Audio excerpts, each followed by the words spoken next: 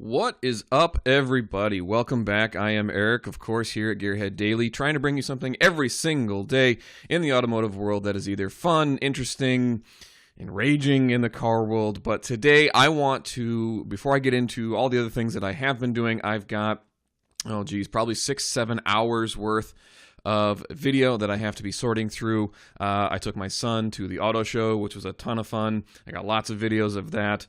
And some of the cars that are really cool, so I'm going to be showing with you soon. I also finished up my Lego Chiron, which is also awesome, so I want to show you that too. I installed a tonneau cover on my truck, a bunch of other things too. So I've got a lot of video that I want to show you, but originally the idea behind this is we hit a new milestone on the channel, and I want to say thank you to everybody who has really been helping me out and subscribing to the channel. So if you haven't yet, please do so, because I figured I want to give back a little bit. So a couple things. One is I want to do a giveaway, and the reason I'm showing you the Amazon landing page is because I want to show you one of the things that I'm going to be giving away. The other thing is somebody approached me and asked me to review a product, and if I would, do a review, and I said sure. So it's coming, it's on its way, and I'll review it. I'll give it an honest review. They're not paying me for it, but I'll review it and then I'll give it away to somebody for free.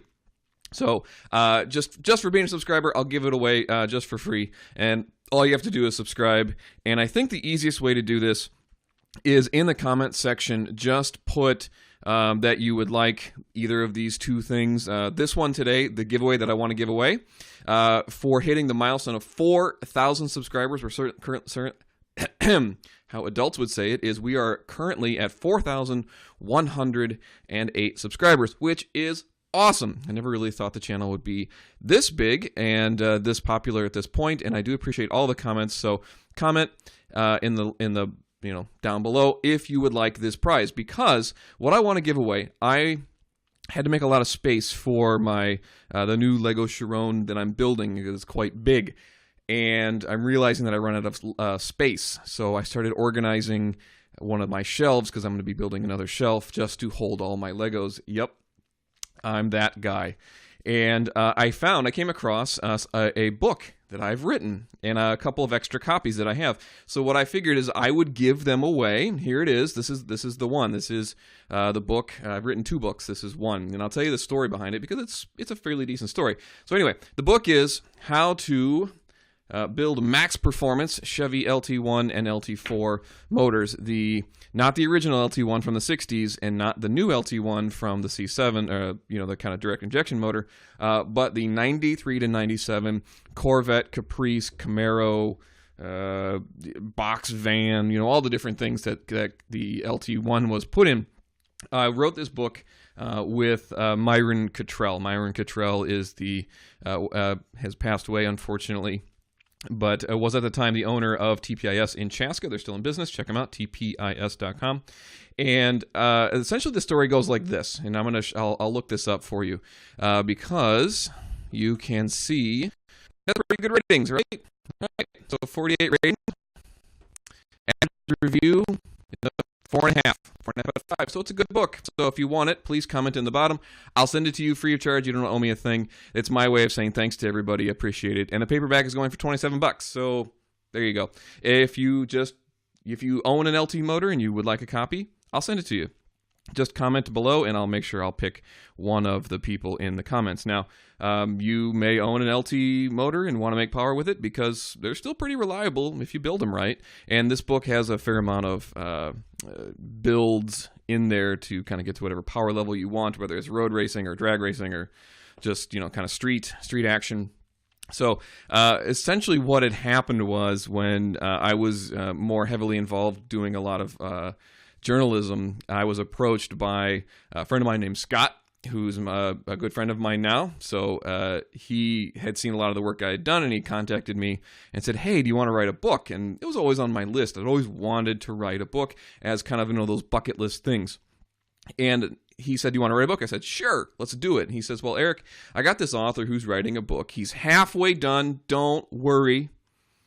All you got to do is go in and finish it for him. And Myron is a lot of things. once you're on his good side, he'll give you the shirt off his back. He's probably the nicest guy. As a matter of fact, he called everybody, including me, cupcake a lot. And as long as you got through kind of his gruff, exterior, he was a fine person. But there are some people who I know kind of had some run-ins with him. Don't ever bring up the word boom boom to him. He hated that name, by the way. And I once asked him what his nickname was, Boom Boom Cottrell. And I asked him once, hey, Myron, why do people call you that? And he looked at me and he had this like just complete dead, like I'm gonna, look on his face. And he says, I'm only gonna tell you this once, Eric. I hate that name.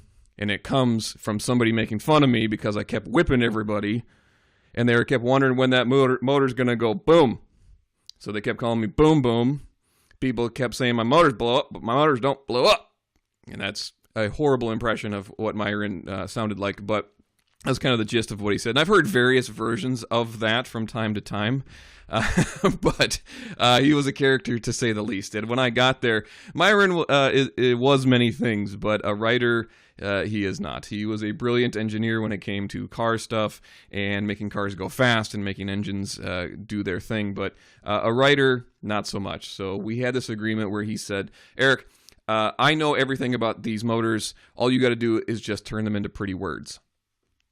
Okay, fair enough. And that's pretty much how it went. And I'm a believer in, most of the time I am probably the best person to write some of these things, just because I am so green when it comes to some certain things, like the LT motors. I know an engine works and I can take one apart and put it back together and make sure it works again. But the engineering part of it, the math part, not so much. So he basically, I said, Myron, pretend I know nothing, start at ground zero, and we'll go from there. And so he taught me every single thing I needed to know about the motor, and it's all in the book, and I will give one away for free to whoever wants one. Again, all you got to do is put a comment in the comment section, and I will make sure you get the book. Okay? So, Myron, when I showed up, unfortunately, they told me, "Oh, Eric, don't worry, hey, half done, don't worry."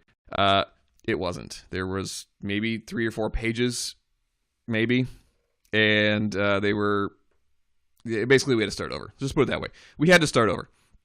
And so this is the book that I'm more than happy to give away. And there is Myron, brilliant guy. You knew his stuff forwards and backwards, especially when it came to Chevy motors and things like that. Knew how to make good power out of them. So anyway, him and I ended up hanging out with him for almost a year straight while he taught me everything he knew about kind of the LT motors. I put it all to paper and then turned it in. So a writer he is not, but we had this agreement where he basically said, Eric, shut up. Just write the book as I say it to you. So basically he would just talk and I would just start typing away, and I would ask a question because I didn't understand or wanted to get more out of it because there might be more to be said. It's hard to fill out 136 pages and 100,000 words total with several hundred photos. It takes a while to kind of fill in the gaps. So long story short, him and I wrote this book together. Neither of us got rich off it, I'll tell you that, and we didn't make a whole ton of money off of it, but it was an experience. I got to check one of those things off my bucket list, which I thought was great, and made a friend in the process, which was really cool. I went to his funeral when he passed away. He was fairly sick towards the end of his life with a couple different things, but he